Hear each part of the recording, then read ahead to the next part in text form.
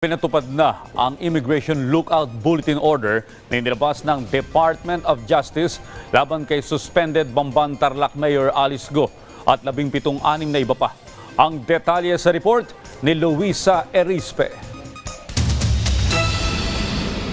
Matapos masampahan ng reklamo na qualified human trafficking sa Department of Justice noong isang linggo, bantay sarado na ng pamahalaan ang mga biyahe ni Bamban Mayor Alice Guo, dating Technology and Resource Center Director General Dennis Cunanan at 16 na iba pa. Ito ay dahil naglabas na ng Immigration Lookout Bulletin Order ang Department of Justice laban sa kanila. Ito ay para mamonitor kung lalabas ba ng bansa o hindi sina Guo at iba pang respondent sa reklamo. Sa bisa ng ILBO, ipinag-uutos sa Bureau of Immigration na bantayan ang bawat kilos ng mga ito at i-alerto ang mga kinauukulan sa anumang tangka na lumabas ng bansa. Ang ILBO ay pinirmahan noong Biyernes, June 21, mismong araw din na nasampahan ng reklamo sina Guo at iba pa.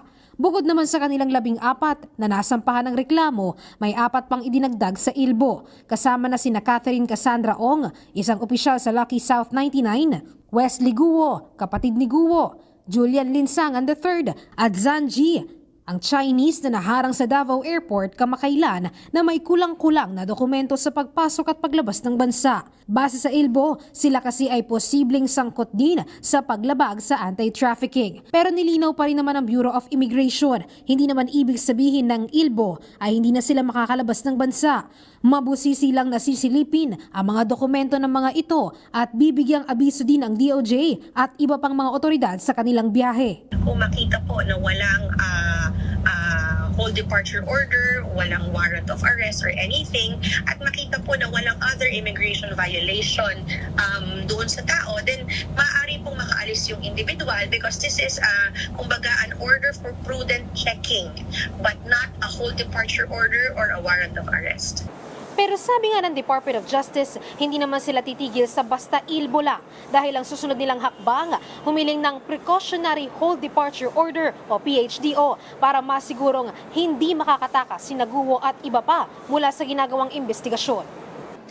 Hihiling na rin ngayong linggo ang kagawaran ng Preliminary Hold Departure Order o PHDO mula sa korte. Ang hold departure order kasi, ang nag-i-issue nito ay ang korte.